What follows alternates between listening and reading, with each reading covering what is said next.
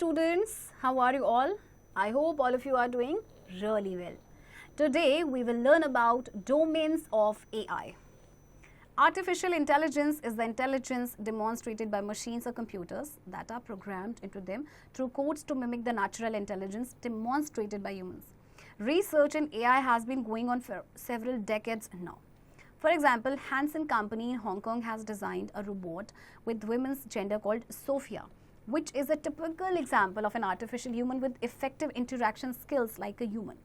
Sophia robot can reason, think and compare past and present features.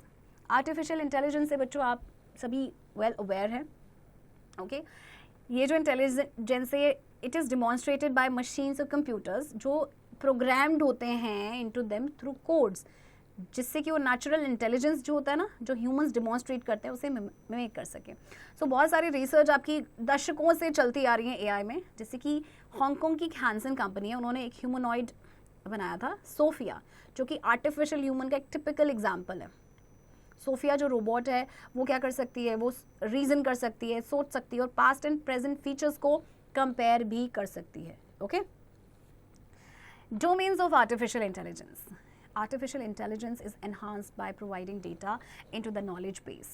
The accumulated knowledge by AI is through a combination of interactive algorithms and volumes of data used for studying patterns and design. Domains of AI refer to the main branches of artificial intelligence. For example, data science, computer vision and natural language processing. Artificial intelligence को enhance किया जाता है by providing data into the knowledge base. So जो accumulated knowledge है by AI वो आपका किसके through होता है, through combination of interactive algorithm, या जो वॉल्यूम्स होते हैं डेटा को जो पैटर्न को स्टडी करने के लिए, डिज़ाइन करने के लिए यूज़ किए जाते हैं. सो डोमेन ऑफ एआई जो है मतलब है main branches of artificial intelligence. Okay, जिसमें आपका देखिए आता है एआई डोमेन आपको यहाँ पे गिवन है data science, computer vision and natural language processing. Okay, so in domain के बारे में डिटेल में जानते हैं. Data science. Data science is all about applying mathematical and statistical principles to data in simple words. Data science is a study of data. This can be of three types: audio, visual and textual. So data science आपका है about applying mathematical and statistical principles, okay, to data. और actually data science है data की study, और ये data आपका तीन types का होता है: audio, visual और textual. Data is a collection of raw facts which can be processed to make information out of it. The data can be in the form of numbers, words, symbols or even pictures. Data आपको पता है raw facts का collection होता है, फिर इसको process करके information को बनाया जाता है out of this raw facts. Okay, फिर data आपके numbers, words, symbols या pictures की form में भी हो सकता है. Okay, so data in different forms. देखिए numbers की form में like 20, 10, 20, 2006, 29, 6, etc. Words, something, learning, thank you, etc. Symbols, पाई, और आपके पास ये this sign also there, and आपके पास अप्रॉक्सीमेट का भी साइन है. Okay, so these are the symbols. Common sources of data are e commerce website like Amazon, OLX, Flipkart, eBay, etc. Social media, Facebook, Twitter, Instagram, etc. Online net banking, online financial transactions, entertainment portals, government portals, tour, travel and hotel websites, educational websites. Okay. So common sources of data आपको यहाँ पे ये given है, right? Infosol. While browsing, we leave a trail of data behind us which describes our browsing habit or trend. This browsing habit makes our browsing signature or fingerprint, which is sometimes called a digital shadow or an electronic footprint. देखिए जब भी हम browsing करते हैं ना तो trail of data को पीछे छोड़ के चले आते हैं, जो ये डिस्क्राइब करता है कि हमारी ब्राउजिंग हिस्ट्री क्या है, हमारी ब्राउजिंग हैबिट या क्या ट्रेंड क्या है. सो ये जो ब्राउजिंग हैबिट है that makes a browsing signature या फिंगरप्रिंट हम कह सकते हैं, जिसको कई बार डिजिटल शेडो या इलेक्ट्रॉनिक फुटप्रिंट भी कहा जाता है. ओके, डेटा वर्सेस इंफॉर्मेशन का डिफरेंस जानते हैं. Data is a collection of raw facts. Information is a collection of organized data.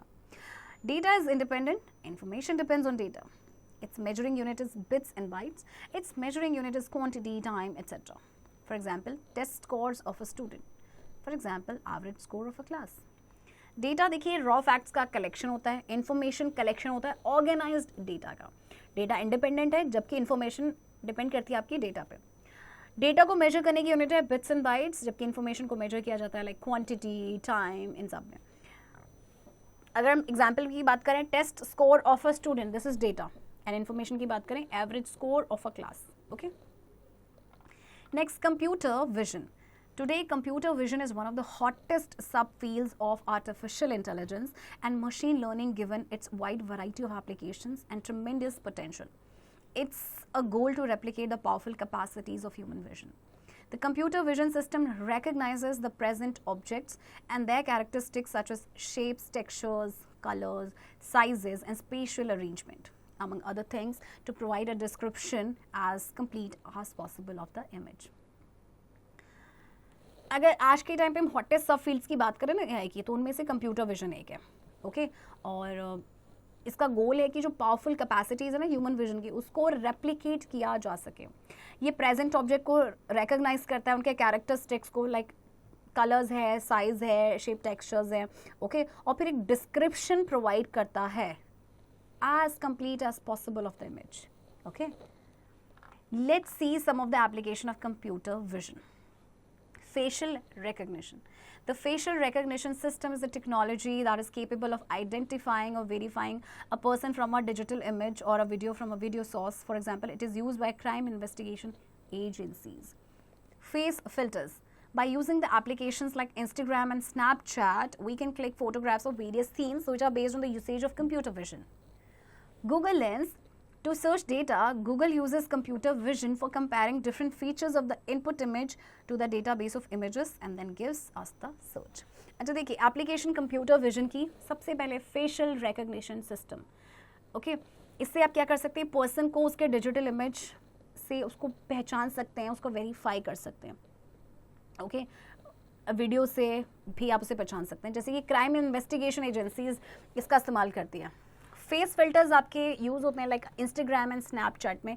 Photographs आप वहाँ पे क्लिक करते हैं अलग अलग थीम्स की, जो आपकी बेस्ड होती है on the usage of computer vision.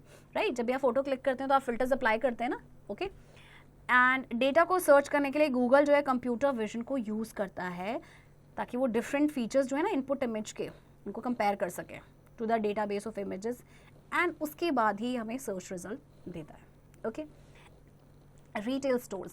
The newest and most exciting application of computer vision is the Amazon Go.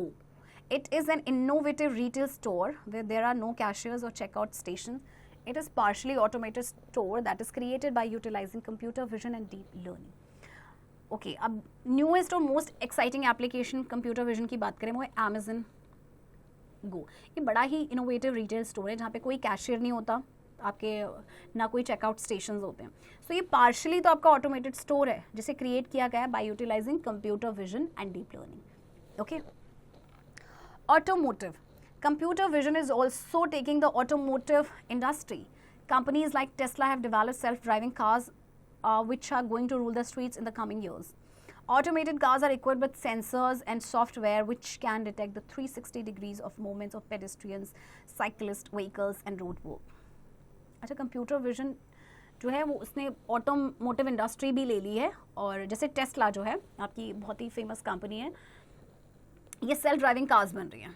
Okay, अब देखना आने वाले टाइम पे सड़कों पे आपकी यही दौड़ेंगी, driverless cars.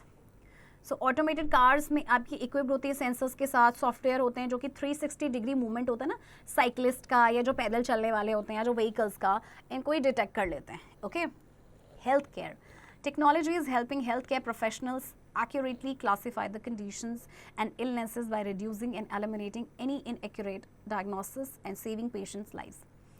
Google Translate app. Google Translate is a free multilingual statistical and neural machine translation service that is provided by Google to translate text and websites from one language to another language using the device camera.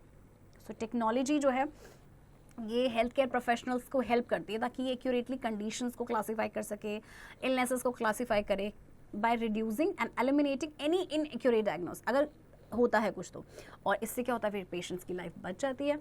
Google translate आपका free multilingual statistical है, neural machine translation service है जो Google आपको provide करता है. आप यहाँ पे टेक्स्ट को ट्रांसलेट कर सकते हैं किसी भी लैंग्वेज में, एक लैंग्वेज से दूसरे में, using the device camera. Okay, बहुत ही आज के टाइम पे बहुत ही हेल्पफुल ऐप है. Next, natural language processing, that is NLP. Natural language processing is a branch of artificial intelligence that helps computers understand, interpret, and manipulate human language. NLP draws from many disciplines, including computer science and computational linguistics, in its pursuit to fill the gap between human communication and computer understanding. Okay, so NLP आपका AI का ही branch है जो कि help करता है computer को समझने में, इंटरप्रेट करने में और मैनिपुलेट करने में ह्यूमन लैंग्वेज को. Okay, collecting the information and understanding is called natural language understanding, NLU. Alexa is built based on NLP. It can understand, process, learn and respond to human speech so as to perform tasks based on voice commands. Information को collect करना और उसको समझना कहलाता है NLU. Alexa जो है वो आपके NLP पे based है, क्योंकि ये क्या करती है, ह्यूमन स्पीच को समझती है, उसको प्रोसेस करती है, सीखते हुए रिस्पॉन्ड करती है. ओके, और उसके बाद वो टास्क परफॉर्म करेगी, वो डिपेंड करेगा वॉइस कमांड पे, आपने क्या उसको बोला है करने को. Okay, let's look for some of the applications of NLP. Speech recognition. Speech recognition is when a system is able to give output by understanding or interpreting a user's speech as an input or a command. Used in Google Assistant, Apple CD, Amazon Alexa, etc. So speech recognition ये application है NLP का, जहाँ पे आप क्या करते हैं, आप बोलते हैं, ओके, और फिर आपका वो आपने जो sentences बोले हैं वो आपके क्या होते हैं, वो text में आपके change हो जाते हैं, ओके, और फिर आपको output मिलता है आपके input के basis पे. Sentimental analysis. Sentimental analysis is a process of detecting bad and positive sentiments in a text. Used in YouTube's violent or graphic content policies, review of products, identifying spam messages. अच्छा, sentimental analysis actually एक process है, काफ़ी interesting process है कि इसमें से जो bad या जो पॉजिटिव सेंटिमेंट्स है टेक्स्ट के, उनको ये प्रोसेस डिटेक्ट कर सके. ओके, जैसे कि यूट्यूब के जो वॉयलेंट और ग्राफिक कंटेंट पॉलिसीज़ हैं वहाँ पे इसको यूज़ किया जाता है, जहाँ पे कई बार लिखा भी होता है कि दिस वीडियो और दिस इमेज ये आपकी अप्रोप्रिएट नहीं है खोलने के लिए, बिकॉज इसमें वायलेंस कंटेंट है. ओके, इसके अलावा प्रोडक्ट्स को जैसे रिव्यू करना या स्पैम मैसेजेस को आइडेंटिफाई करना है, right. Machine translations of text in a language to another different language by machines, used in Google Translate, YouTube's CC and chatbots, etc. So translation होता है text का different languages में machine के द्वारा. Okay, जैसे कि आप ये Google Translate में होता है, YouTube CC में आपका होता है, chatbots में होता है, right. Infosol, the domain of AI is classified into formal task, mundane task and expert task. Okay, so domain जो AI के हैं, okay, classify हो रखे हैं formal, मंडेन और एक्सपोर्ट टास्क में. ओके, अब देखिए, सबसे पहले एक्सपोर्ट टास्क की बात करें, इसकी ब्रांचेस देखिए, financial analysis, engineering, scientific analysis and medical diagnosis. Mundane task की बात करें, perception, common sense, reasoning, natural language processing. और फॉर्मल टास्क की बात करें तो उसकी ब्रांचेस आपकी मैथ्स और games. Let's look for some major challenges in NLP. अच्छा, कुछ चैलेंजेस भी हैं नेचुरल लैंग्वेज प्रोसेसिंग में, देखते हैं. Lexical ambiguity. Some words have multiple meanings, making it difficult for a machine to understand the correct user's intent. For example, the meaning of tank could be domestic water tank or army tank. अच्छा, यहाँ पे देखिए एक बड़ा ही interesting feature है, अगर हम कहें इसे, कि कुछ वर्ड्स के ना मल्टीपल मीनिंग्स होते हैं जो आप समझते ही हैं. तो इससे मशीन को ना बड़ा मुश्किल हो जाता है समझना कि कौन सा करेक्ट है. ओके, मतलब यूज़र जो कहना चाह रहा है, which word should he consider. जैसे कि जो मीनिंग है टैंक का, वो हो सकता है डोमेस्टिक वाटर टैंक भी हो सकता है, आपका आर्मी टैंक भी हो सकता है. Okay, next is syntactic ambiguity. The structural understanding of the sentence taken by the machine must be valid. For example, and old man and woman were taken to their home. Here there is old only before men and not in women, but the sentence means both were old. अच्छा, अब जो structural understanding है ना sentence की, जो आपके machine लेते हैं, दैट मस्ट बी वैलिड. जैसे कि यहाँ पे एग्जाम्पल दिया है, an old man and woman, उनको घर ले जाया गया. अब मैन ओल्ड है तो वुमन भी ओल्ड है, बट यहाँ पे सिर्फ ओल्ड लिखा गया है, मैन से पहले वुमन से पहले नहीं.